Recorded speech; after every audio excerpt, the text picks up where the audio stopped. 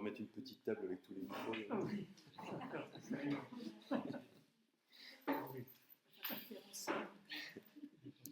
Bon, nous sommes arrivés à la fin du numéro 7. On avance. Et donc j'espère aujourd'hui pouvoir voir les 3 numéros suivants, arriver à la fin du 10, si possible. Mais avant tout, j'aurais aimé revenir sur 2 éléments dont on a parlé la dernière fois. Le premier, c'est, en fait, je ne suis pas allé jusqu'au bout de ce que je vous avais dit sur la présence. Vous vous rappelez, donc, on avait déjà parlé il y a 2 séances, et puis on l'a développé la semaine dernière, en parlant des différents types de présence, une présence naturelle et une présence surnaturelle. Hein, et cette présence surnaturelle, elle comporte des degrés, hein, une hiérarchie et des degrés. Et au plus haut point, dans les espèces eucharistiques, dans le corps et le sang du Christ présent, réellement, substantiellement, hein, le Christ présent dans son âme, son humanité, son âme humaine et sa divinité. Mais j'aimerais, avec vous, attirer votre attention sur l'incroyable nouvelle que c'est le fait que Dieu soit présent. Et c'est vraiment la différence substantielle entre notre religion et toutes les autres religions, et en particulier la religion catholique. Parce que cette notion de présence s'est particulièrement estompée dans les autres, catholiques et orthodoxes, dans les autres mouvements chrétiens. Les protestants ont perdu beaucoup de cette notion de présence. Ils l'ont gardée très forte dans la parole de Dieu, cette sacralité, cette présence de Dieu dans sa parole, mais tout l'aspect sacramentel et de l'Eucharistie, en fait, est complètement estompé chez les protestants. Mais ça fait vraiment la nouveauté du message évangélique. Dieu se fait présent. Et bien souvent, il est courant de dire que, que finalement, vous êtes chrétiens, d'autres sont musulmans, d'autres sont bouddhistes, etc. Mais finalement, c'est le même Dieu, tout ça. Hein. Ou alors, quand vous parlez avec les gens, ils ne prennent pas conscience de la nouveauté que représente le mystère de l'incarnation.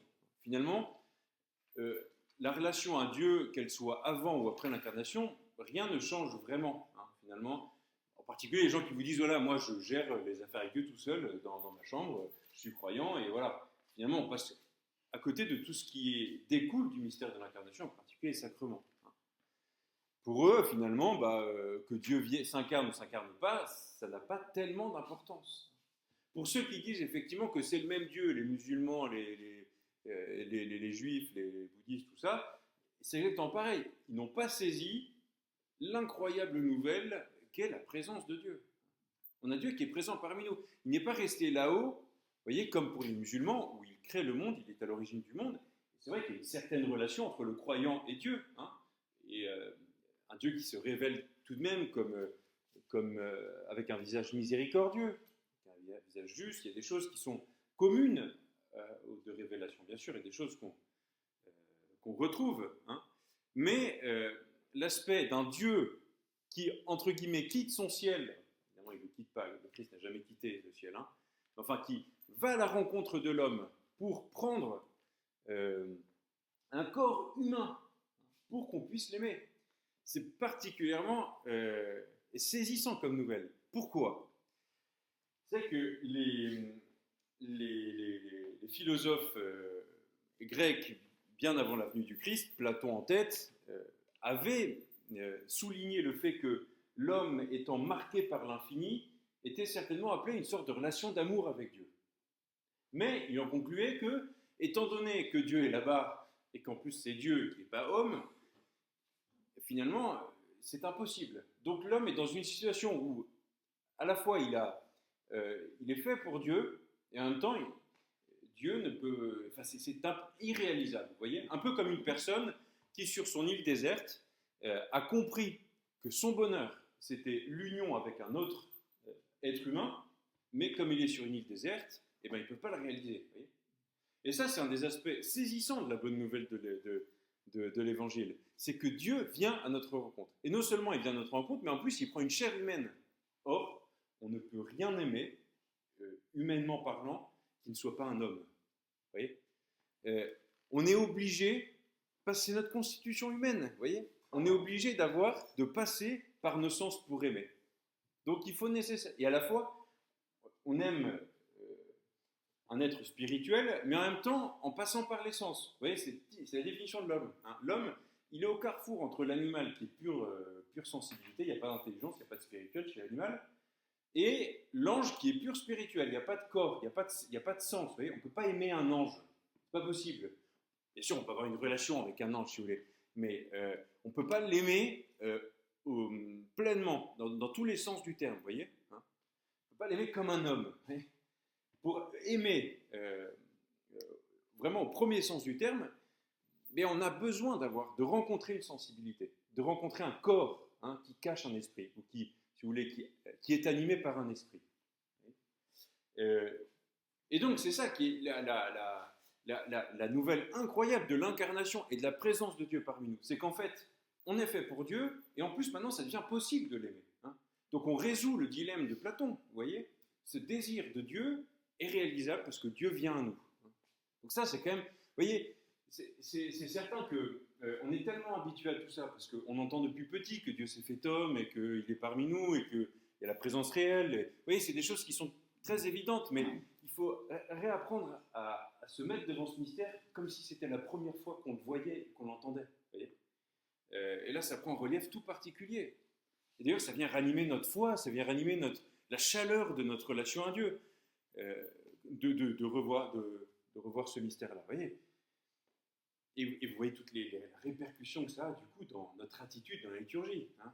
C'est pas simplement un lieu où on va célébrer la divinité ou le spirituel. Hein. C'est un lieu de la rencontre de notre pauvre chair avec Dieu fait homme. Hein.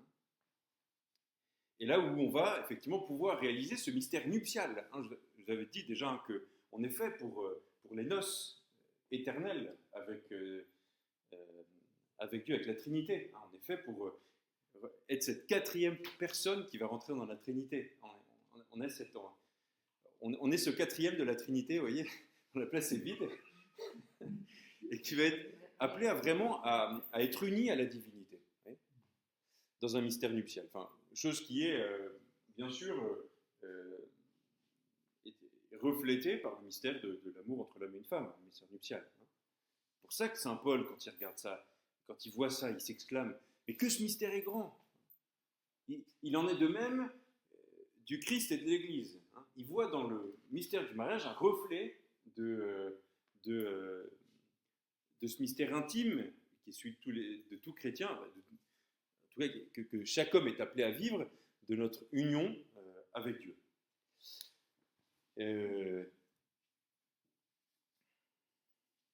Voilà, donc ça c'est un peu le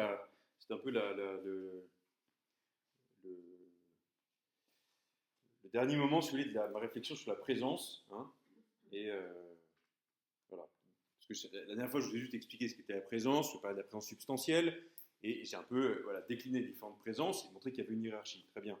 Et là, vraiment, il faut sentir le feu qui se cache derrière ce mystère de la présence. Alors, deuxième élément que je voulais reprendre avec vous, c'était une remarque qui avait été soulevée par Mme Godinus, je crois, qui était là, sur la pauvreté, hein, sur le fait que comment est-ce que on peut concilier le fait que le Seigneur ait choisi la crèche pour venir parmi nous et la pompe, la solennité de la liturgie. Vous voyez. Alors c'est vrai que c'est une remarque qui est assez classique, qui s'est faite assez classique dans la modernité. C'est quelque chose qui n'a jamais été soulevé lorsque notre monde occidental avait ses vrais pauvres. Hein. Aujourd'hui, on est maintenant installé dans une vraie société bourgeoise, et même nos pauvres sont bourgeois. Vous voyez. Les pauvres qu'on a ici, même s'ils souffrent, c'est pas les mêmes que ceux qu'on va trouver au Soudan ou en Afrique. Voilà. Hein. Il y a quand même pas une pauvreté. Il y a une pauvreté familiale, souvent de relations humaines, bien sûr aussi matérielle, mais beaucoup moins criante que, bien sûr, la pauvreté matérielle de d'autres époques et de certains endroits sur cette terre aujourd'hui. Et donc c'est une remarque qui a été amenée souvent par les milieux bourgeois, ou néo-bourgeois, c'est Benoît XVI enfin Kenneth Ratzinger, qui soulève ça, en parlant en général sur ce livre que je vous invite à lire, qui est l'entretien sur la foi de Kenneth Ratzinger, qu'il a écrit quand il était un des premiers livres quand il était préfet de la doctrine de la foi. Et donc il invite à redécouvrir le vrai Vatican II. C'est exactement la dynamique dans laquelle on essaye de se placer. Et donc, je suis convaincu que les dégâts que nous avons subis en ces 20 années ne sont pas dus au vrai concile, mais au déchaînement à l'intérieur de l'Église de fortes latentes agressives et centrifuges, et à l'extérieur, ils sont dus à l'impact d'une révolution culturelle en Occident. Ça, c'est l'analyse du cardinal, qui me semble assez juste. L'affirmation d'une classe moyenne supérieure, la nouvelle bourgeoisie du tertiaire, avec son idéologie libéralo-radicale de type individualiste, rationaliste, hédoniste. Donc ça, et un peu plus loin, pour parler de la concrétisation de cette révolution culturelle dans le problème liturgique, il y a un passage où il parle de la solennité du non-triomphalisme. Il n'y a pas de place... attendez, donc je vous lis... il n'y a pas de place il n'y a pas trace de triomphalisme dans la solennité du culte avec laquelle l'Église exprime la gloire de Dieu, la joie de la foi, la victoire de la vérité et de la lumière sur l'erreur et les ténèbres. La richesse liturgique n'est pas la richesse de quelques castes sacerdotales. C'est la richesse de tous, des pauvres aussi, qui la désirent en fait et ne s'en scandalisent absolument pas. Toute l'histoire de la piété populaire prouve que même les plus dépourvus ont toujours été indistinctement et spontanément disposés à se priver même du nécessaire, afin de rendre honneur par la beauté, sans avarice aucune, à leur Seigneur et Dieu. Alors ça, c'est quand même assez marquant, parce que c'est quelque chose que moi j'ai vécu à Naples, en particulier quand je suis devenu prêtre, j'y suis retourné là-bas, et bon, les gens du quartier, assez pauvres, étaient vraiment mes amis, j'allais les voir tous les jours, enfin on se connaissait bien, et puis c'est des gens quand même vraiment très humbles,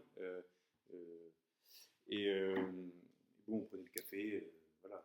J'avais jamais de cérémonie, c'était toujours très simple. Vous voyez. Mais quand je suis arrivé, quand j'ai été ordonné, je suis allé les voir, et ben ils avaient, ayant un sens surnaturel particulier, ben, ils ouvraient les armoires où on mettait toutes les belles tasses et les machins, et ils m'offraient un café avec les belles tasses. Alors, c'est toujours été en plastique, c'est pas aucun problème. Vous voyez.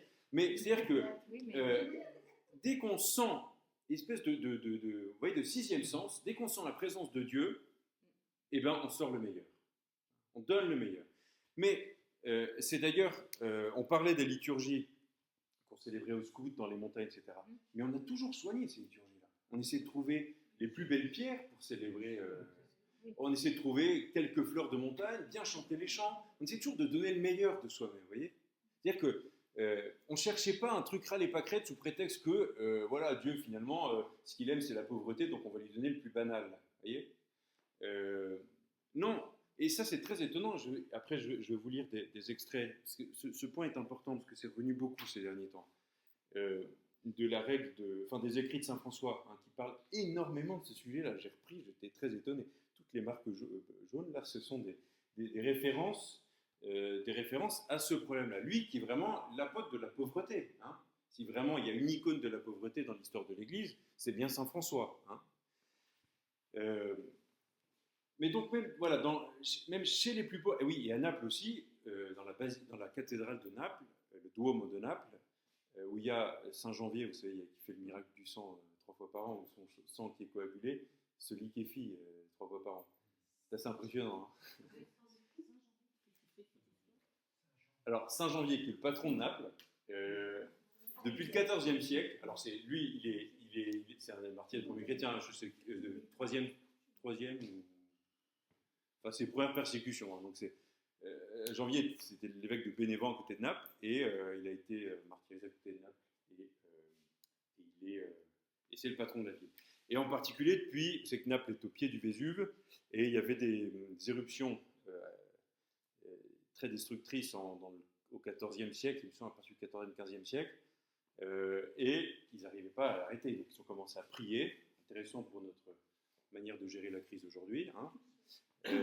Commençaient à prier et commençaient à faire des processions. Et ils ont sorti les reliques de Saint-Janvier en procession. Ils avaient une relique de sang de Saint-Janvier, hein. Un sang, il avait le sang coagulé, du sang dans une ampoule. Et en fait, l'éruption s'est arrêtée et le sang s'est liquéfié. Enfin, le sang s'est liquéfié et l'éruption s'est arrêtée. Et depuis, tous les ans, ils refaisaient ça, hein. Et ils le refont tous les ans, encore aujourd'hui. La dernière fois où le sang ne s'est pas liquéfié, en 1980, 81, il y a eu un tremblement de terre terrible, 3000 morts. Ouais, donc c'est peut-être pas très rationnel, enfin il y a quand même un lien avec ce qui se passe, quoi. Ouais. Et ils ont toute une interprétation, et c'est très beau, le 19 septembre, lors de la fête de Saint-Janvier, c'est un festival d'expression de piété populaire, c'est impressionnant. Vous avez le groupe des vieilles là, qui est là à crier, à pleurer dans la chapelle de Saint-Janvier. Vous avez les gens qui n'ont pas été exaucés par Saint-Janvier, qui quand ils passent, ils l'insultent. C'est incroyable.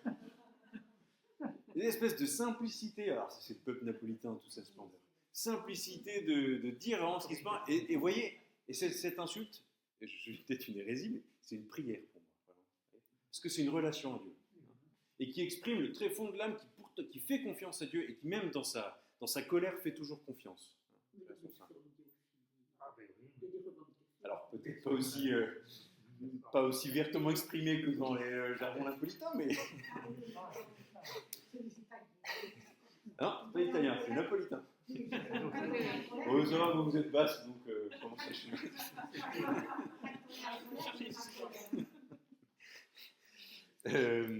Ah oui, je vous disais ça parce que dans la chapelle, donc la cathédrale de Naples, qui est une très belle cathédrale évidemment, comme les cathédrales italiennes, très riche, très ornée, et il y a sur le côté la chapelle où il y a le reliquaire de Saint-Janvier. Alors il y a de l'argent partout, c'est incroyable, c'est extrêmement riche et c'est vraiment très beau. C'est en plus très équilibré, mais c'est beau. En général, ça peut être un peu lourd, vous voyez, mais là c'est vraiment absolument magnifique.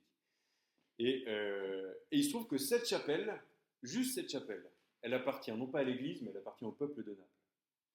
Et moi j'entendais les touristes qui rentraient dans cette chapelle et qui disaient « Oh là là, l'or de l'église, etc. » Ouais. Détrompez-vous, c'est le peuple de Naples qui a offert ça. Et tout le monde. Et je suis sûr qu'ils y tiennent, hein. Et il ne faudrait pas qu'un membre de l'église aille balancer un reliquaire parce qu'il finira au bout d'une pique.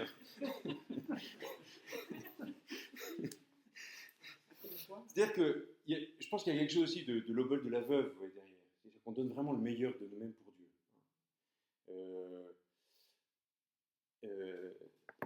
Ratzinger encore, voilà, donc en continuant là sur la solennité qu'il y a dans la liturgie, hein, les autorités de l'église anglicane de New York avaient décidé de suspendre les travaux de la nouvelle cathédrale. Elles la jugeaient trop fastueuse, presque une insulte au peuple, et elles avaient décidé de distribuer au peuple la somme allouée. Eh bien, ce sont les pauvres eux-mêmes qui ont refusé cet argent et ont imposé la reprise des travaux, ne comprenant pas cette étrange idée de regarder à la dépense pour le culte de Dieu et de renoncer à la solennité et à la beauté quand on est en sa présence. C'est-à-dire que, pour reprendre un peu l'argument théologique qui a été sorti la dernière fois en disant que finalement c'est la nativité, enfin le Christ choisit la pauvreté dans la nativité, oui, c'est-à-dire que c'est le chemin pour aller vers lui. Qu'est-ce qu'on célèbre dans la liturgie? Comme dit Kardinal Ratzinger, là, il dit qu'on célèbre la gloire de Dieu, la joie de la foi, la victoire de la vérité et de la lumière sur l'erreur et les ténèbres. Et tout ça, il faut que ça soit signifié selon ce langage que je vous dis, qui passe par le corps pour signifier une réalité qu'on ne voit pas avec les yeux. Donc, bien sûr qu'il y a aussi l'abaissement de Dieu pour être exalté. Mais ça, d'une certaine manière, ça nous appartient plus à nous-mêmes dans notre attitude intérieure. C'est-à-dire que la seule manière de participer justement à la liturgie, c'est d'y participer comme un pauvre, c'est-à-dire en ayant tué tout orgueil en nous, comme des humbles.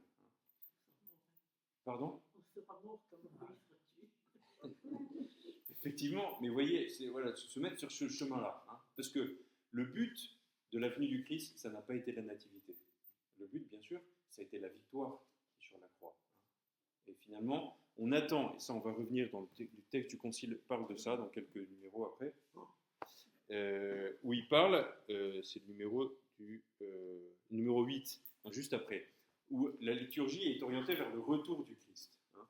Donc effectivement, en plus c'est très actuel aujourd'hui, en ce moment dans ce temps de l'attente, de l'avant, on parle de ce retour dans la gloire du Christ. Donc il y a cet élément-là. Et finalement, l'argument de dire il faut une liturgie pauvre, parce que Dieu, c'est un argument qu'on ne trouve exclusivement que chez les riches. Ou que dans cette néo-bourgeoisie, qui est forcément très riche, je pense qu'il n'y a pas des super voitures, ça, mais enfin qui est toujours un peu une mentalité, comme on dit Ratzinger, individualiste. Au début, pardon.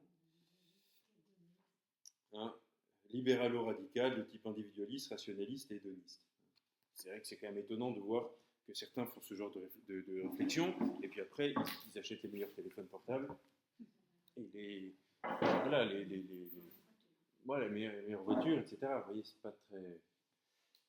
Et encore une fois, c'est ma petite expérience, mais ce que j'ai pu voir chez les pauvres qui j'étais à Naples, c'est donner toujours le meilleur pour Dieu, quoi. Fallait voir célébrer des premières communions, des fêtes religieuses, quoi. Il fallait tout soigner, il fallait que tout soit le plus beau possible, quoi. Il faudrait que,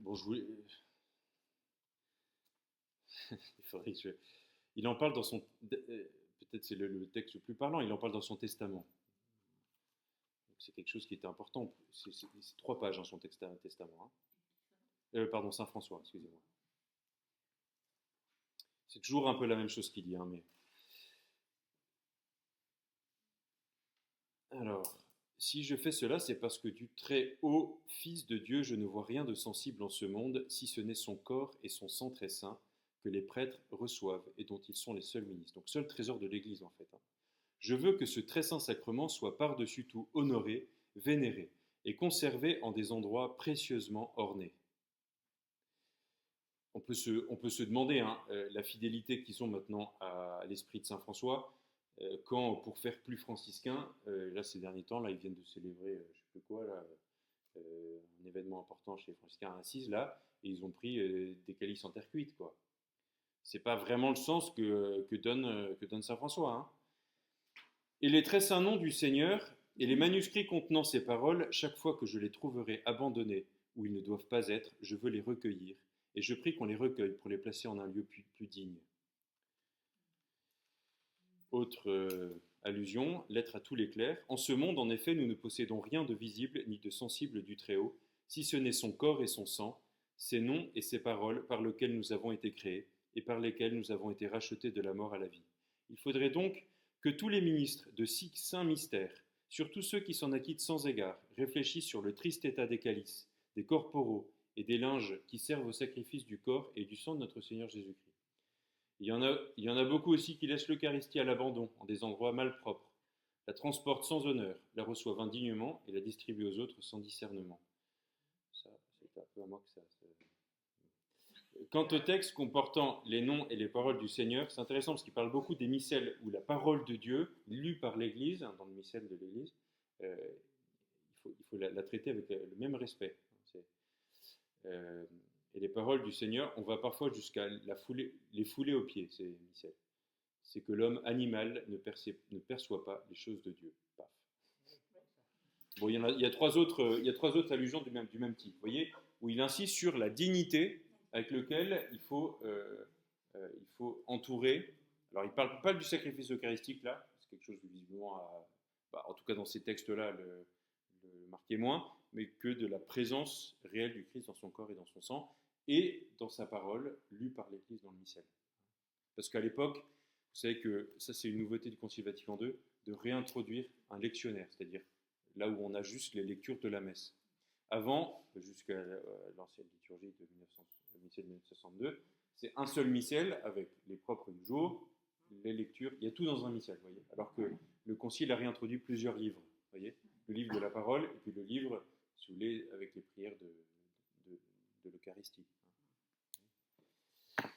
Donc pour lui, à l'époque, c'était un seul livre, où la parole de Dieu lue dans la tradition, offerte par le missel.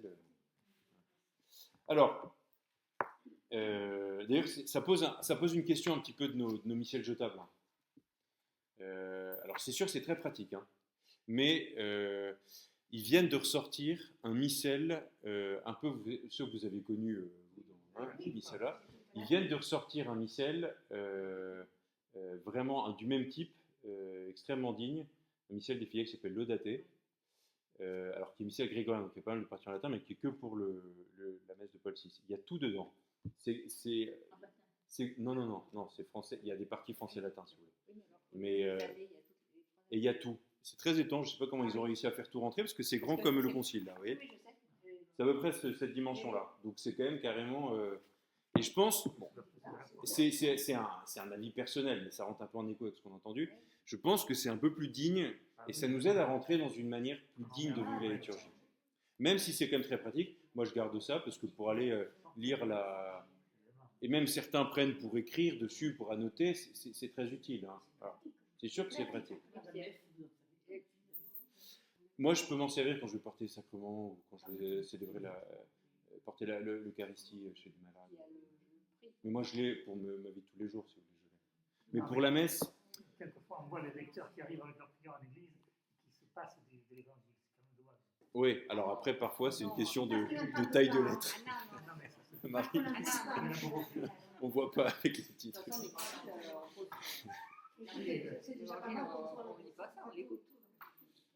Ah, moi je lis pas, j'écoute. Bon, il y a différentes écoles. Bref. Numéro 8. Reprenons. Alors, juste le 7, le 7 parlait de la présence de Dieu, donc la présence de Dieu, et puis de la fonction sacerdotale du Christ, qui se déclinait en deux aspects, la sanctification et le culte rendu à Dieu, et dans lequel il associe toute l'Église. Ça, c'est le contenu du numéro 7. Et donc, la liturgie étant cette action sacrée dans laquelle le grand prêtre, le Christ, qui s'associe à l'Église, lui qui est la tête et nous sommes les membres, réalise cette œuvre qui est la sanctification et le culte rendu à Dieu. Et donc, dans le 8, il nous parle de l'anticipation dans la liturgie terrestre de la liturgie céleste. Et là, on voit qu'effectivement, la liturgie, ce n'est pas un truc qui va juste durer, qui est juste là pour cette pauvre terre, et après, il y aura autre chose, mais on est vraiment en écho avec la raison pour laquelle le Christ nous a créés. On est là pour rendre un culte à Dieu, et donc, il est tout à fait normal que au ciel, ce qu'on fera au ciel, l'action du ciel, on n'ira pas faire nos courses, ou faire notre jogging, ou faire d'escalade, ou j'en sais rien, mais on sera pris dans une action cultuelle éternelle. Alors certains nous disent, ça va être embêtant. On s'imagine écouter la prière universelle pour l'éternité. Mais ouais, ça explose tellement, ce qu'on peut imaginer que on peut pas, ça dépasse l'imagination. Mais en tout cas, ce qui est important, c'est que le Concile insiste ici sur quelque chose qui est très classique, mais sur le fait que la liturgie terrestre est une anticipation de la liturgie des cieux. Donc c'est pour ça que, vous voyez, plus que le mystère de la vie du Christ sur cette terre, la liturgie doit signifier, c'est pas en opposition bien sûr, mais doit d'abord signifier cette liturgie céleste. Est-ce que je vous fais un petit excursus théologique là Écoutez, on le lit ensemble et après je le commente. Dans la liturgie terrestre, nous participons par un avant-goût à cette liturgie céleste qui se célèbre dans la sainte cité de Jérusalem, à laquelle nous tendons comme des voyageurs. Donc là, il y a cette tension, vous voyez, nous tendons, on est orienté vers cette liturgie céleste, où le Christ siège à la droite de Dieu comme ministre du sanctuaire et du vrai tabernacle. Avec toute l'armée de la milice céleste, nous chantons au Seigneur l'hymne de gloire, Gloria. En vénérant la mémoire des saints, nous espérons partager leur communauté. Nous attendons comme sauveur notre Seigneur Jésus-Christ, jusqu'à ce que lui-même se manifeste, lui qui est notre vie, alors que nous serons manifestés avec lui dans la gloire. Donc là, il y a, si vous voulez, la dimension eschatologique. L'eschaton, en grec, c'est les réalités dernières. Quand on dit l'eschatologie, c'est le discours sur les fins dernières. ce qui va se passer à la fin.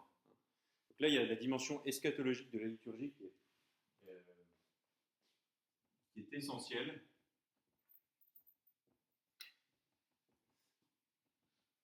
Ouais, là, on explose complètement la conception de la liturgie comme juste le rassemblement de la communauté autour d'un repas, voyez, qui a été une espèce de réduction de la conception de la messe. Là, on est dans l'entrée dans ce banquet des noces de l'agneau, qui a été réintroduit dans la nouvelle traduction, autour du Christ glorieux qui, perpétuellement, sempiternellement, célèbre ce culte divin. C'est-à-dire que, vous savez, dans l'Apocalypse, une des visions de l'Apocalypse voit l'agneau, le Christ, vivant, debout, avec le sang qui jaillit. C'est-à-dire que c'est l'agneau égorgé qui est vivant pour l'éternité. Et le Christ, quand il ressuscite, il a ses marques de la passion. Il ne les perd pas. C'est-à-dire que... Pardon ? Thomas, il est Thomas. Thomas, il a mis les mêmes. C'est Thomas. Non, d'ailleurs, je pense qu'il n'a pas mis. Ça n'avait pas le temps de cicatriser, c'est ça ? Là, justement, le Christ a attiré notre attention sur le fait que j'ai ces marques-là. Et d'ailleurs, c'est tout ce qui se passe chez le stigmatisé, Oui. qui porte les marques de la passion du Christ, des marques glorieuses. Le Christ porte, et pourquoi ? Pourquoi cela ? Alors là, effectivement, je fais un petit excuse sur la question du sacrifice. Vous m'avez posé un peu la question la dernière fois, Henri. Vous savez que dans le mystère de l'Eucharistie, quand on parle de la liturgie, là, on parle par excellence de l'Eucharistie. Bien sûr que c'est vrai, c'est présent dans les autres sacrements, mais par excellence dans l'Eucharistie. Mais dans l'Eucharistie, il y a deux éléments essentiels. La transsubstantiation, la présence réelle du Christ, dans l'Eucharistie, bien sûr, et le renouvellement non sanglant du sacrifice du Christ. Donc, la présence de Dieu dans le corps et le sang, et puis la présence de ce sacrifice. D'accord ? Or, ce sacrifice du Christ, donc là c'est toute l'œuvre du salut, qui nous réconcilie avec le Père, il a été fait une fois pour toutes, il y a 2000 ans sur le Golgotha. Et ça, l'Épître aux Hébreux, elle est formelle, il n'y a qu'un seul sacrifice. Et ça, le Concile de Trente le reprend. C'était la grande critique des protestants. Ils nous disaient, voilà, vous refaites des sacrifices comme si le sacrifice du Christ était incomplet. Donc vous nous parlez d'un nouveau sacrifice. Non, on rend présent le même sacrifice, mais il est rendu sacramentellement présent. Alors pour faire simple, si vous voulez, le Christ, un sacrifice, c'est quoi ? C'est, on offre quelque chose de précieux à Dieu, on l'immole par le feu, dans le cas de l'Holocauste, ou on le fait consommer par les prêtres, par exemple les pains, vous savez, les pains d'oblation qui sont offerts chez les Juifs, c'est consommé par les prêtres. Et on appelle une bénédiction dessus pour attirer la bénédiction du Seigneur, pour que la réalité sacrifiée soit donnée à Dieu, soit séparée de l'usage profane. Sacer en latin, c'est dire séparer, et ça donne sacrifice.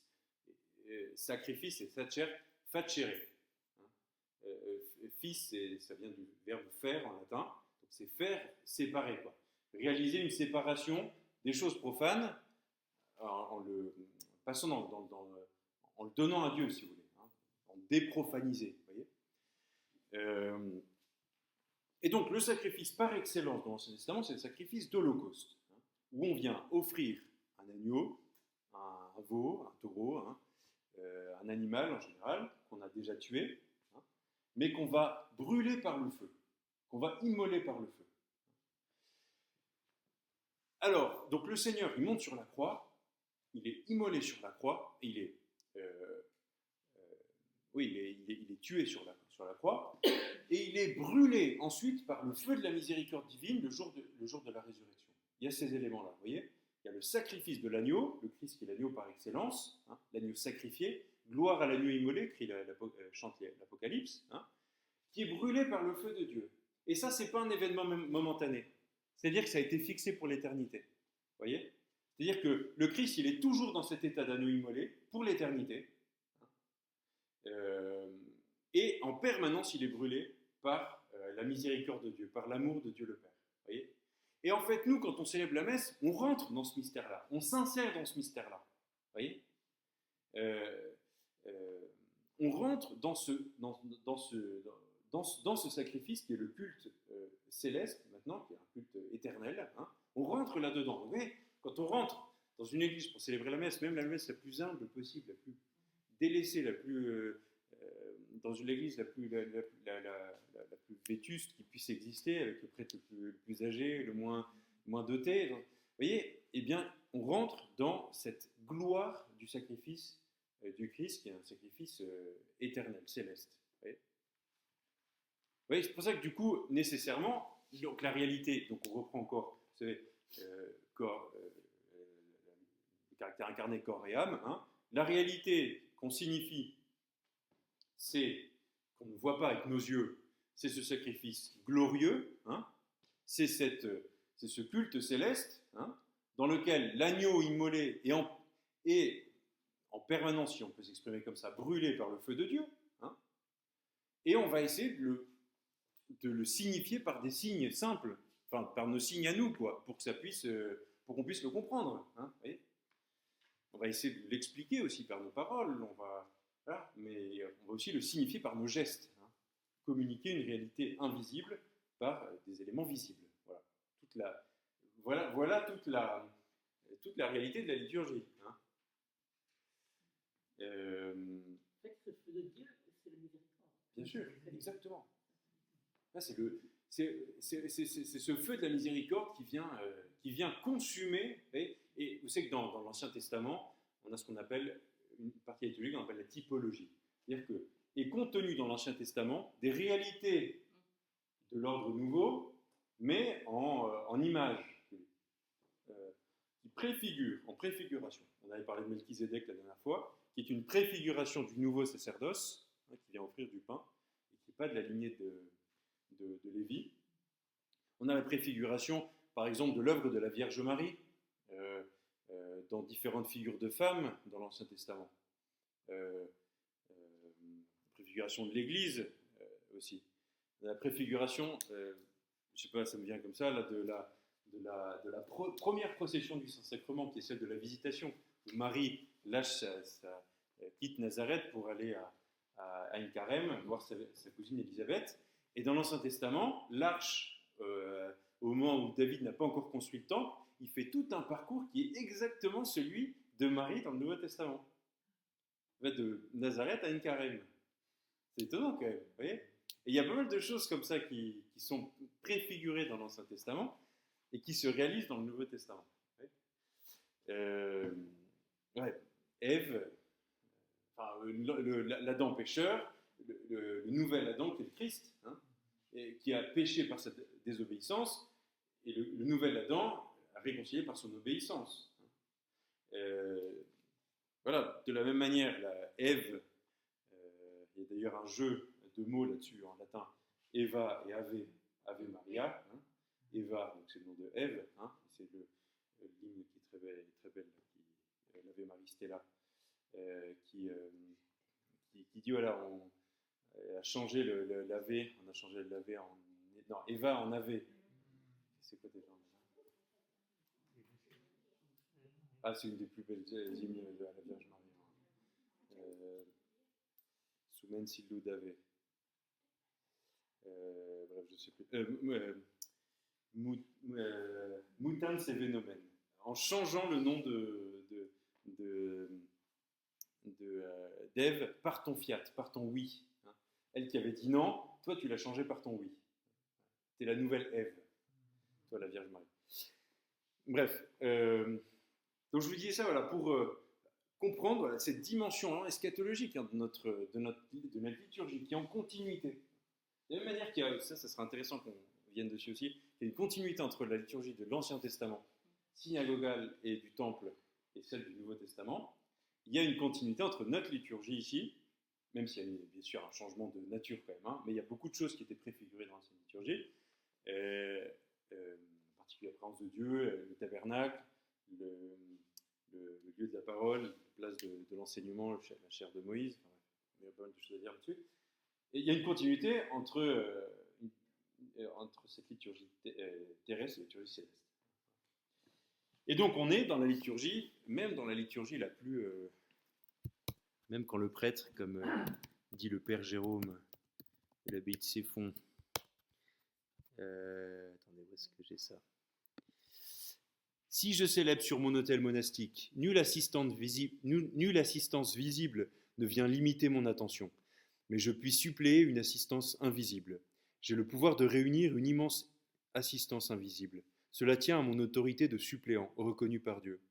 Donc aujourd'hui, en cet instant, par cet acte de religion, je cite à Dieu des noms, j'amène des hommes, je les réunis autant que j'en veux. Donc ça, c'est la dimension horizontale. Par ma prière, je ramène le monde au pied de la croix. Je leur prête l'avidité de mon propre cœur à l'égard des biens divins. Nulle assistance ne sera aussi nombreuse, aussi fidèle, aussi participante que celle-là. Je mettrai ceux qu'elle ne donne pas. Ainsi, la petite messe privée célébrée par le moine, sans messe, sans faste ni décor, et qui semble se dissimuler, cette messe n'est pourtant ignorée ni de Dieu ni de l'Église. Elle joue à plein contrôle pour l'honneur de Dieu et le salut des hommes. Petit frère, je célèbre la Sainte Messe à la dernière heure de la nuit, au bout du cloître des autels, lequel s'avance perpendiculairement à notre Église, comme une jetée s'avance vers le large. Je trouve ça très beau comme image. Mon autel se situe au bout de cette jetée, à l'endroit où d'ordinaire s'implante le phare. Au-delà, ce sont les ténèbres, les flots inquiétants, les humains livrés au péril de la mer. Pour ces humains, je prie, avec le poids de mon amitié pour Dieu. En fait, là, oui, c'est plus la dimension horizontale. On ramène tout notre monde au pied de l'autel. Hein.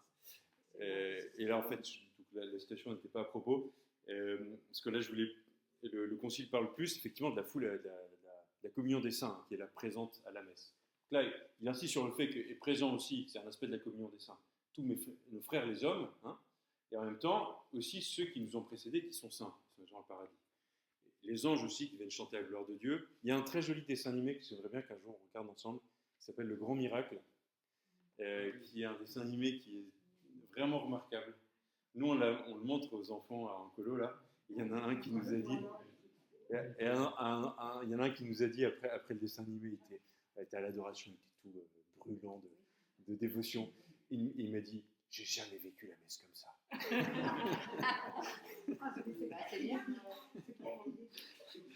C'est très bon, en fait, ça s'appuie sur des révélations privées d'une Colombienne, je crois, ou mexicaine, je ne sais plus,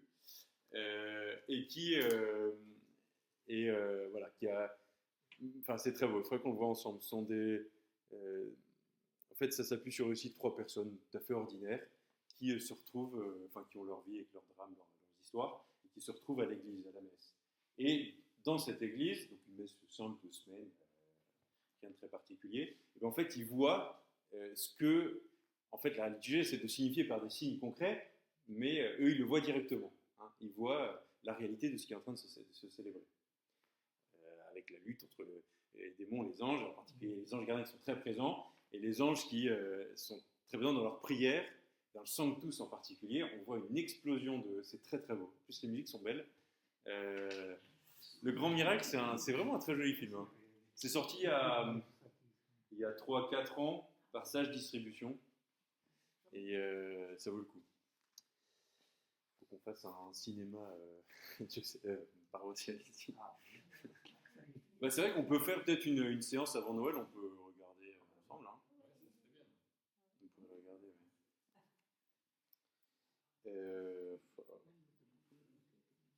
On a 10 minutes pour faire 2 numéros. On va y arriver. Alors oui, non, alors pour finir le 8, parce qu'en fait le 8 est extrêmement dense aussi, je pense qu'il était pas si dense que ça, mais si.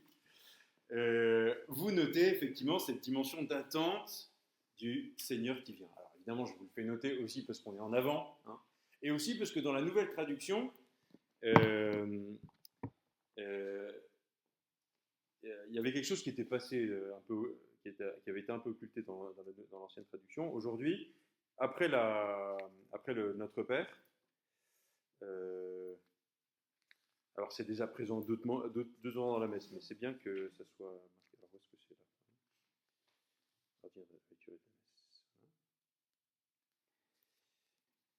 que c'est là? Alors, Délivre-nous de tout mal, Seigneur, et donne la paix à notre temps. Soutenus par ta miséricorde, nous serons libérés de tout péché, donc toute la dimension du salut, à l'abri de toute épreuve. Et nous attendons que se réalise cette bienheureuse espérance, l'avènement de Jésus-Christ, notre Sauveur. Donc nous sommes dans l'attente. C'est vraiment la posture. Là, en ce moment, on le vit particulièrement avec ce temps, mais c'est la posture de notre liturgie. On attend que Dieu vienne, que Dieu revienne. Quelque chose qui, évidemment, comme ça fait longtemps qu'il l'a dit et qu'il ne revient toujours pas, mais on a toujours un peu l'impression que... Bon, mais même si nous, on ne vivra pas ce qu'on appelle la parousie, le retour du Christ, il y a quelque chose de vrai pour notre vie concrète. Dion Gélès, je vous prêchais un peu là-dessus, fait que pour le premier chrétien, dans la basilique du premier chrétien, dans les basiliques préconstantiniennes, romaines ou ailleurs, il y avait toujours cette fresque du retour du Christ en gloire sur la face orientale. Et sur la face occidentale, il y avait le jugement dernier. D'ailleurs, souvent, le jugement dernier, du coup, était dans l'abside au-dessus de l'autel, parce que l'orientation, dans les basiliques anciennes, la porte d'entrée était à l'orient, vous voyez. Donc, ça, c'est quelque chose sur lequel on reviendra. Attendez, est-ce que c'est... Où est-ce que je suis là? Forcément, je n'ai pas le bon truc. Oui, donc on va en parler ici, en fait. Donc, en gros, vous aviez... Les basiliques étaient comme ça, d'accord?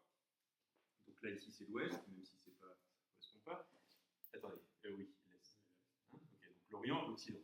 Ok, donc vous aviez l'autel ici. Alors, c'est ça qui est intéressant. C'est-à-dire que là, ici, ça ressemblait beaucoup plus aux liturgies actuelles d'Orient, où il y a un iconostase. Je ne sais pas si vous avez déjà participé à la liturgie orientale, mais ça se balade énormément. Ça rentre, ça sort, pas uniquement les fidèles, les prêtres. Les prêtres rentrent et sortent, ils sont de l'autre côté du iconostase, il y a cette séparation, qui reprenait, c'est ça qui est très intéressant, c'est une continuité avec le culte synagogal ou du temple de Jérusalem. Il y avait, vous savez, ce rideau du temple qui s'est déchiré lorsque le Christ est mort, qui séparait le Saint des Saints du Saint. Le Saint des Saints, c'est là où le grand prêtre allait une fois par an, là où il y a la présence de Dieu, Shekinah, et extérieur, le Saint des Saints, le Saint, qui était un lieu où uniquement les prêtres allaient, et puis après il y avait différents endroits. Mais donc ça symbolise le nouveau rideau du temple, l'iconostase. Et donc, très certainement qu'au début, dans les liturgies chrétiennes, paléo-chrétiennes, il y avait un rideau, d'accord, qui est devenu, chez les orientaux, l'iconostase. D'accord, que nous, on a gardé quand même jusqu'au XVIe siècle, jusqu'à la réforme tridentine, ce qu'on appelle les jubés. Par exemple, vous allez à la cathédrale de chez vous, à Auch. Ou à Albi. Oui, à Albi, voilà, c'est ça, il y a encore ces jubés. À Paris, à Saint-Étienne-du-Mont, il y a encore des jubés. C'est pareil. Magnifique. Mais, c'est-à-dire que visuellement, ça c'est intéressant, on va en parler pour la question de la communication et de la participation à la messe. En particulier, la communication d'un message qui n'est pas uniquement de l'ordre de la communication verbale, mais qui utilise différents types de communication, y compris le fait d'être privé d'un sens c'est pour signifier qu'en fait la réalité qui est en face de moi me dépasse complètement et que je ne pourrais jamais la saisir vraiment. Vous voyez. Donc il y a le fait que si je ne la vois pas, alors, chez les orientaux ils chantent, alors que chez les latins, rapidement, on s'est mis au silence. D'accord? Après l'Eucharistique était entièrement en silence. On peut encore célébrer comme ça. Ratzinger dit que c'est pas impossible de le faire. Moi, de fait, je le fais beaucoup avec mes jeunes. Mais c'est vrai que c'est plus la manière dont on le fait. Mais il y a quelque chose de tout à fait particulier. En plus, il y a quelque chose de très utile pour les gamins quand on a la messe avec eux, parce qu'en américain, j'en ai maintenant 60, donc voilà. Quand il y a du silence dans la prière eucharistique, on les tient à la communion. On a pu faire cette expérience-là. Quand il n'y a pas de silence pendant la prière eucharistique, ils sont intenables. Je ne sais pas pourquoi, mais enfin, donc du coup, ici, il y avait la liturgie de la parole, en gros. La liturgie de la parole se faisait dans cette partie-là, où il y avait un pupitre en hauteur, où le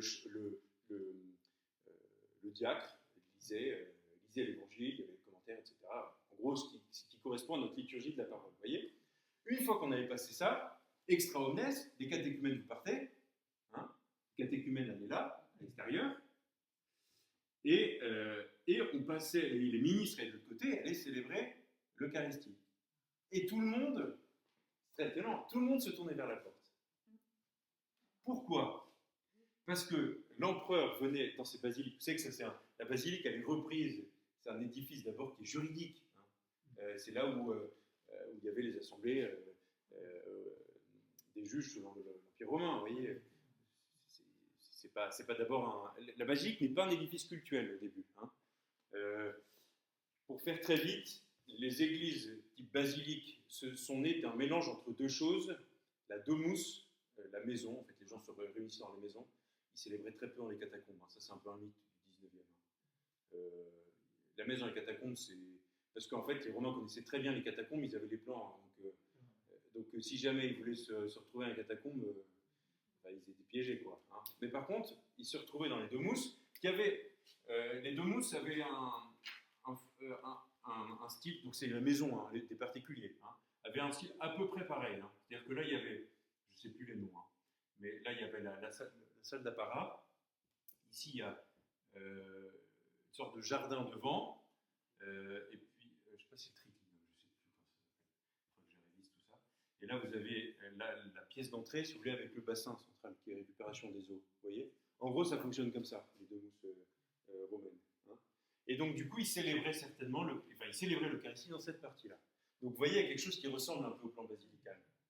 Sauf que le plan basilical est beaucoup plus grand, beaucoup plus imposant. Et surtout, il avait l'intérêt d'avoir cette porte ici, à l'Orient.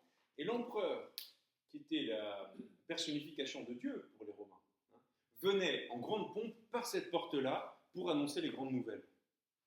Donc, pour un latin, c'était quelque chose de très important de regarder vers la porte d'entrée. Ça signifie quelque chose. C'est la gloire qui vient. Et chez les Juifs, on ne se tournait pas vers l'Est, on se tournait vers Jérusalem, vers le temple de Jérusalem. D'accord?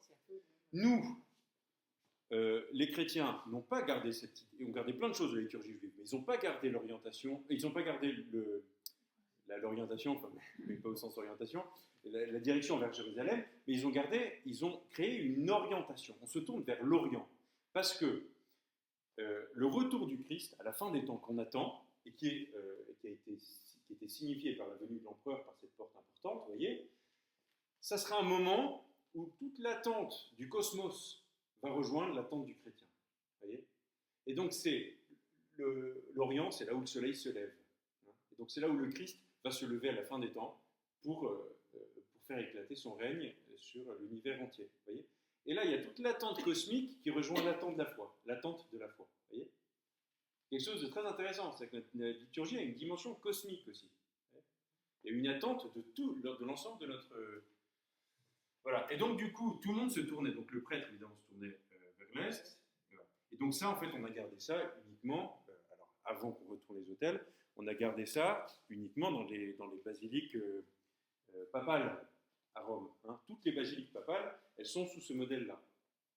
Le prêtre regardait vers l'Est. Tout le monde regardait vers l'Est, mais ici vous aviez une séparation de toutes les manières. Donc le fidèle n'allait pas... Parce que nous évidemment on s'imagine une basilique comme elle est aujourd'hui, avec l'autel, il n'y a pas de séparation visuelle et parfois même très peu de séparation de distance, vous voyez, entre les fidèles et les... Voilà. Mais c'était pas la même chose, vous voyez.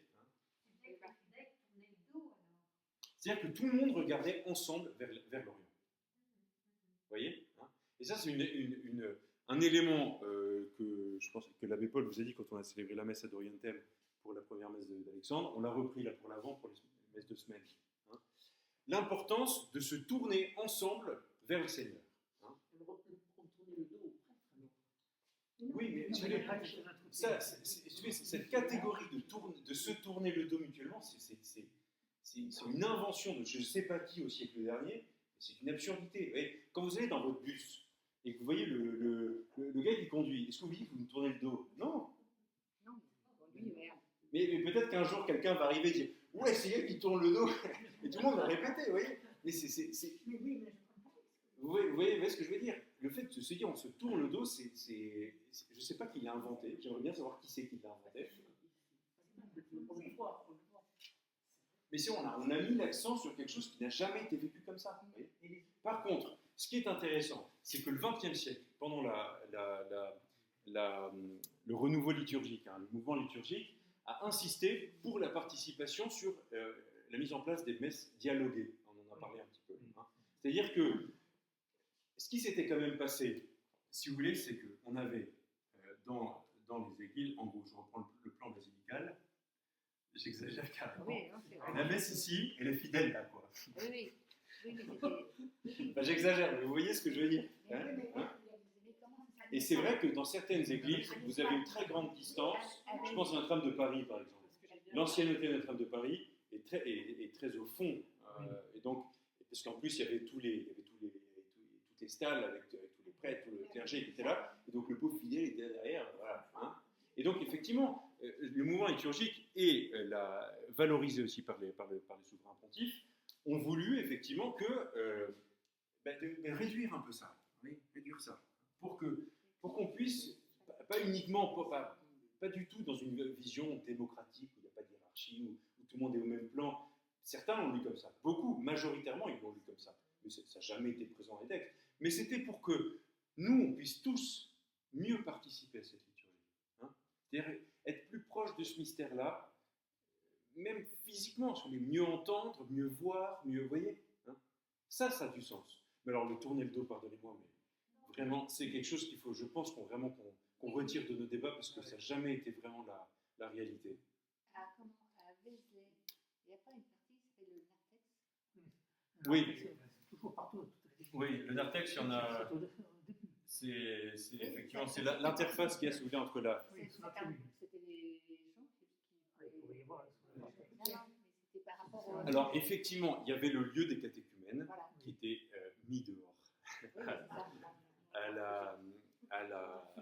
À la fin de la liturgie de la parole, hein, et ils avaient une partie catéchétique dans un lieu, et qui certainement était narthex, qui est la partie...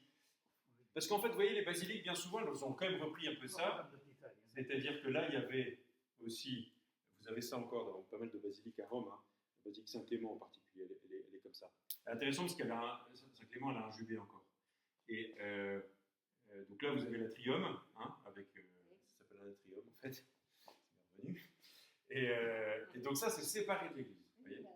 Et donc ici, c'est un peu le lieu qui n'est pas tout à fait la rue, mais qui est pas tout à fait l'église, mais qui est le lieu de la rencontre entre l'homme qui se met en marche vers Dieu, enfin entre l'homme et Dieu, quoi. Entre l'homme et l'église, et l'homme qui se met en marche vers Dieu, mais qui n'a pas encore reçu le baptême, il a ce lieu-là. C'est intéressant, ça reprend la liturgie synagogale, pas de synagogale, mais du temple, le parvis des gentils. Hein. Le lieu où, effectivement, le non-juif pouvait quand même s'approcher du culte du vrai Dieu, mais sans faire partie de la communauté des juifs, mais il avait quand même sa place dans l'ensemble du temple. Mais donc, oui. Oui. Les églises. Moi, je crois qu'en France, orienté vers l'Est. Quand on disait orienté vers l'Est, moi, je croyais que c'est quand on rentrait dans l'église qu'on allait vers l'autel, on allait vers l'Est. Et là, c'est l'inverse. Exactement. C'est-à-dire que rapidement, ce qui s'est passé, c'est que l'Orient, je vous dis qu'il y a cet aspect cosmique qui rejoint l'aspect christique, en fait. Hein. C'est-à-dire que le soleil qui se lève, en fait, c'est le symbole du Christ qui vient. Et en fait, comme le Christ, il est présent déjà en gloire, mais il est présent dans son Eucharistie, hein, c'est le Christ en gloire qui est dans son Eucharistie. Hein. Et bien du coup, le tabernacle est devenu cette nouvelle porte, si vous voulez. Donc tout le monde se tournait. Alors, à la fois l'autel et le tabernacle.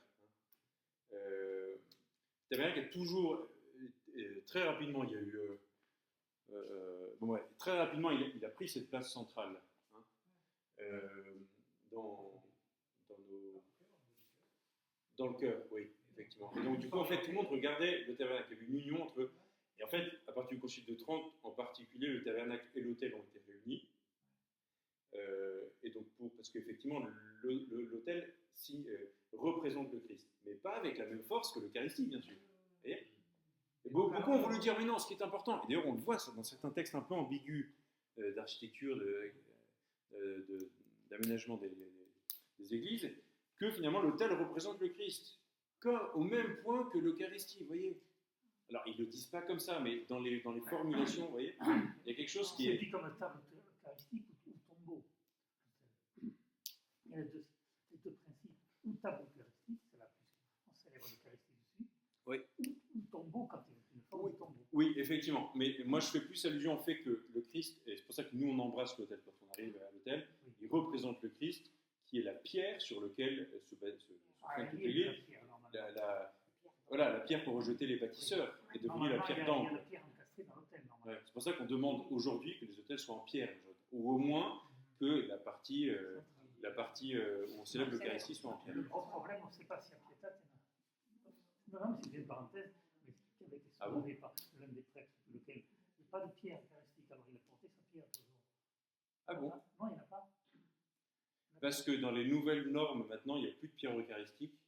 On demande de mettre des reliques, déjà que l'autel soit en pierre, et qu'on mette des reliques à un autre endroit que juste là. Pardon. Ou alors il a été mis dessous. Dessous, il a ouais. fait dessous. Ouais. Mais j'ai Parce qu'il a regardé- été fait quand cet autel? dans la 72, par là. Ah oui, non, il n'y avait pas encore les nouvelles normes. Oui.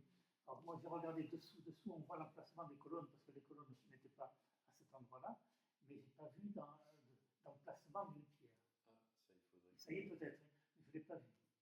Parce qu'effectivement, alors c'est. Je ne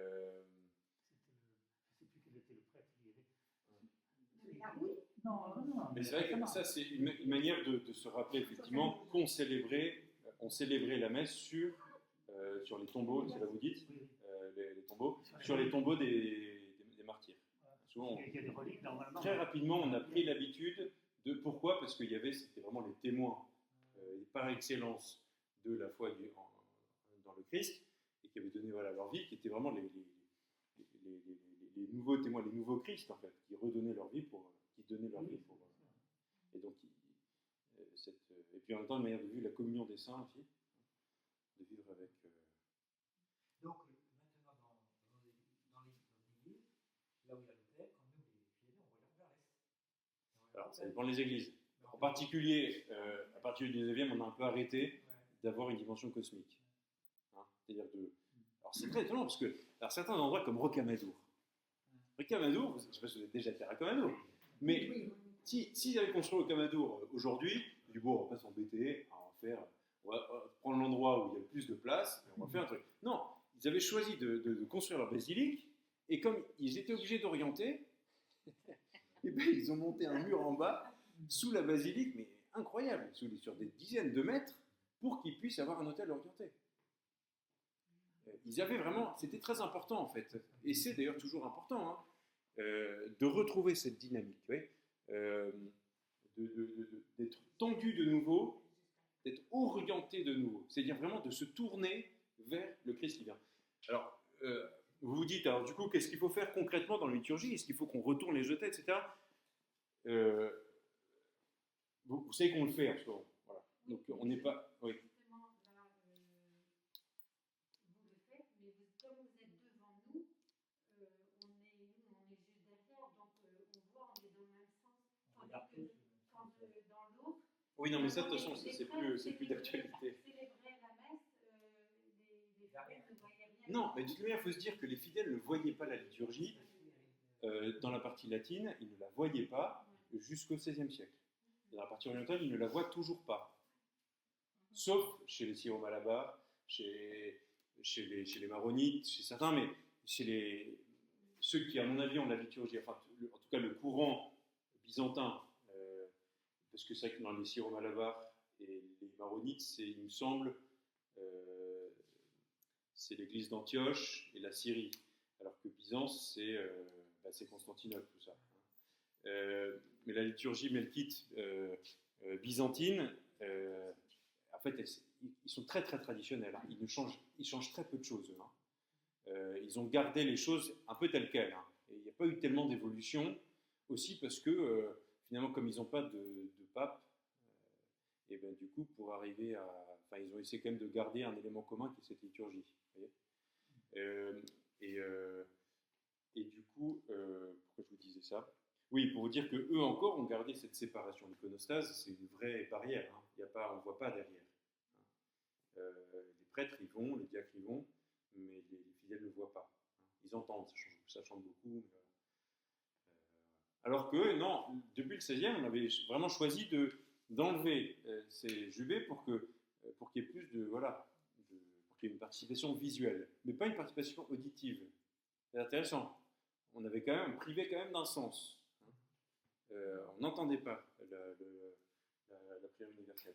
Encore une fois, pour montrer que la réalité qu'on célèbre, elle explose toutes nos catégories. On n'est pas capable de la saisir.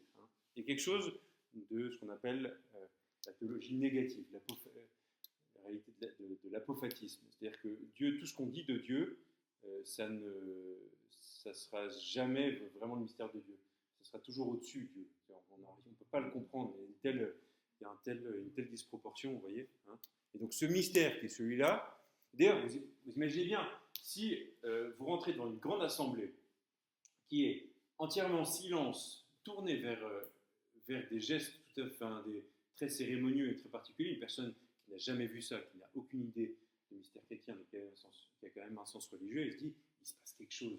Vous voyez bien que le geste, il dit quelque chose, et il se passe quelque chose d'important. Sinon, à moins qu'ils soient tous jetés, sinon il n'y aurait pas ceci. Quand le pape Benoît XVI est venu à Paris, sur Champ de Mars, je crois, ou je ne sais plus où, il y a eu, on était très très très nombreux, un millier de personnes il y avait. Il y a eu l'adoration du Saint-Sacrement. Vous imaginez les manifestations contre le mariage pour tous, par exemple, en silence. Imaginez l'impression que ça pourrait donner. Il y a eu un peu ça quand même. Il n'y a pas des millions de personnes, mais il y avait quand même beaucoup de monde. Et les gens ont été extrêmement saisis. Les spectateurs, les policiers en particulier, ont dit mais qu'est-ce qui se passe? Un silence plein de toute cette foule. Et bien, là, c'est un doigt tendu vers la présence de Dieu.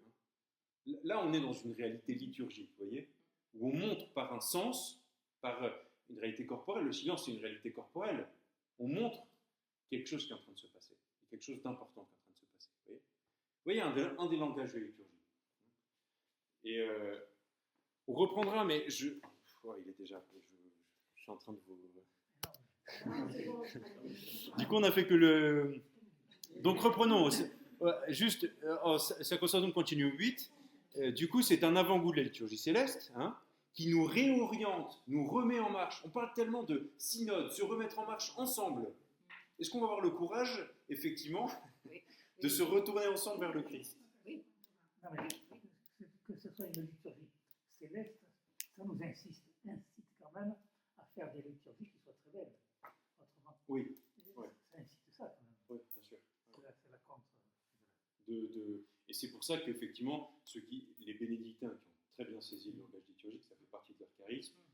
Quand on voit une liturgie bénédictine, les gens, je pense à une abbaye, l'abbaye de Fontgombault par exemple, dans l'Indre, il y a beaucoup de gens qui viennent, c'est un très bel édifice, donc beaucoup de touristes viennent tout l'été, quoi.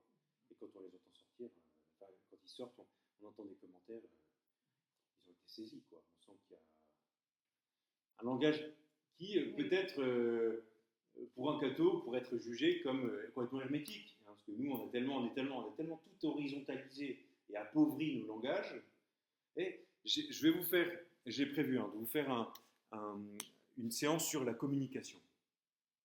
Comment est-ce qu'on communique une réalité? Parce qu'en général, quand on pense communication, on pense la parole. Il y a quelqu'un qui veut délivrer un message et vous dit par exemple, Sylvie, j'aimerais beaucoup manger du poulet ce soir. Voilà. Oui, donc là, j'ai transmis un message qui essaie de traduire.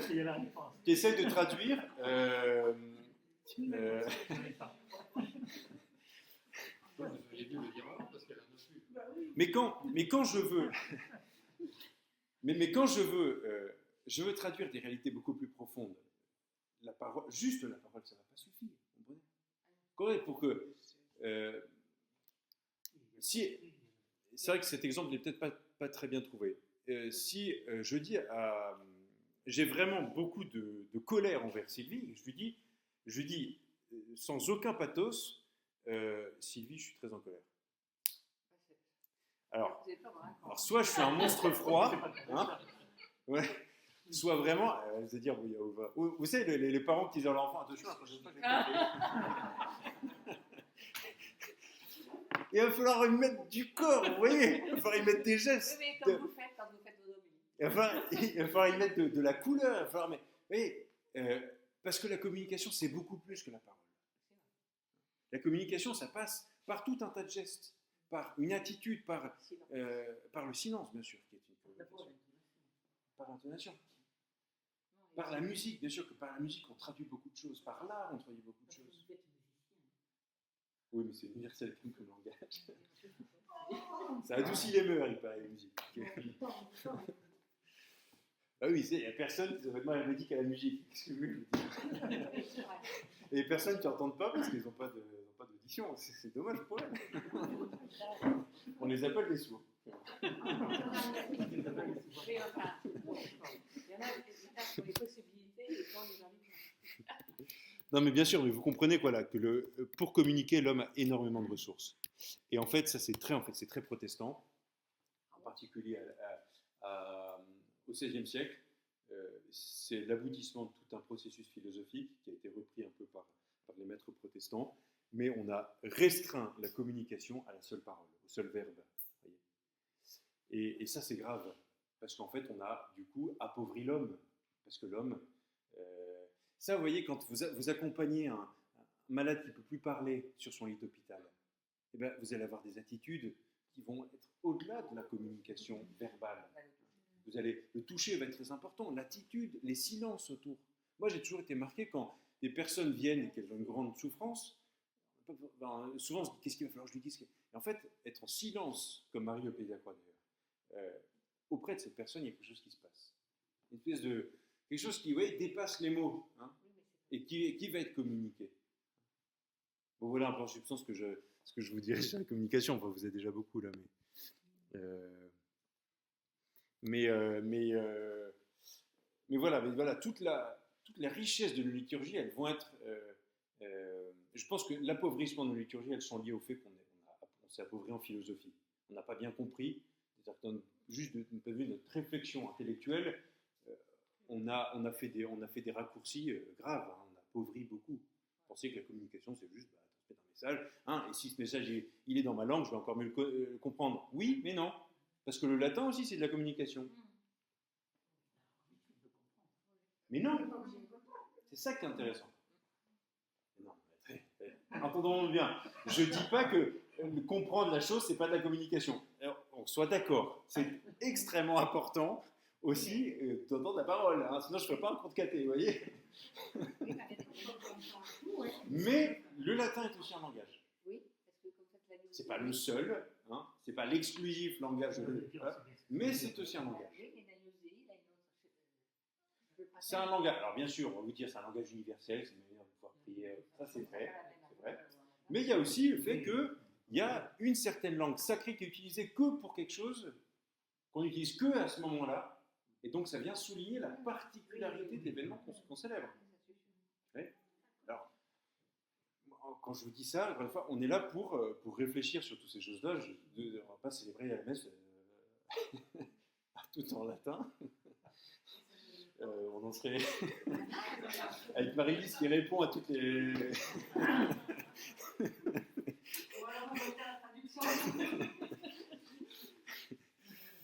Mais...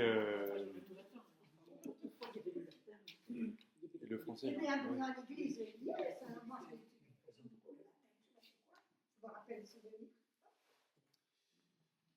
Non, mais moi, personnellement, je pense, mais en écho avec le concile, et d'ailleurs je le pense moins que le concile, parce que le concile est beaucoup plus radical que moi là-dessus, mais que le latin devrait trouver sa place comme la liturgie. Sa place, il ne s'agit pas de prendre toute la place, il faut qu'il retrouve sa place. Et le problème, c'est que bien souvent, c'est devenu tellement passionnel pour nous, que pour nous, la réforme liturgique, c'est on met en dehors le latin, on met en dehors le grégorien. C'est pas ça du tout, la réforme liturgique. Vous comprenez bien là que c'est pas ça. Et on va le voir dans les applications. D'ailleurs, c'est même pas ce que dit le concile, comme j'ai déjà anticipé la dernière fois. C'est même pas ce que dit le concile, mais c'est surtout qu'il s'agit de quelque chose de beaucoup plus profond. Hein. Bien sûr qu'il y avait un problème, et là encore, j'ai célébré il y a 2 jours les obsèques d'une de mes grandes tantes, qui elle était un peu à cheval avec la fraternité Saint-Pie, c'est un peu compliqué. Donc moi j'ai célébré en forme extraordinaire, la messe de Saint-Pie V, entièrement en latin, au plein milieu du Pays Basque, où les liturgies sont tellement belles avec ces chants basques. Et ben je me disais, la réforme, ça sert quand même à quelque chose. Parce que, alors c'est vrai que c'est beau, c'est que moi je la connais bien cette liturgie, parce que je l'ai beaucoup célébrée, donc je la connais quand même bien, mais on sent qu'il y a besoin d'une réforme. Vous voyez, on sent qu'il y a besoin que la liturgie de la parole soit plus présente, mieux comprise, mieux intégrée.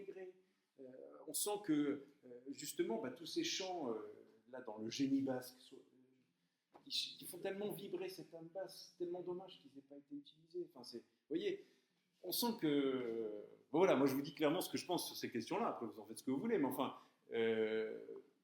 bon, quand toutes les oraisons en latin, machin... Alors sûr que parfois, quand on voit le contenu des textes, on est content que ce soit en latin, parce que...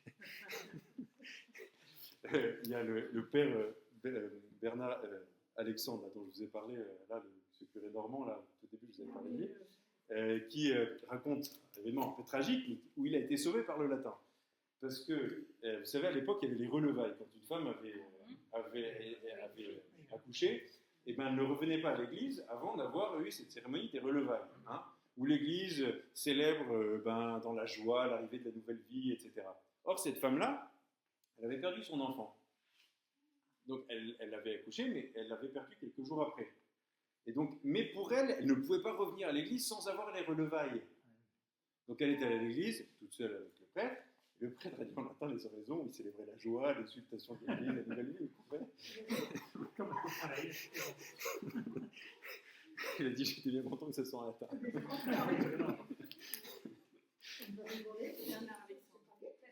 Bernard Alexandre. Ouais. Mais on n'avait pas avec le contexte où l'enfant mourrait. Ben non, mais ce qu'il y a, c'est qu'en fait, les relevailles, ça n'a de sens que si l'enfant est vivant.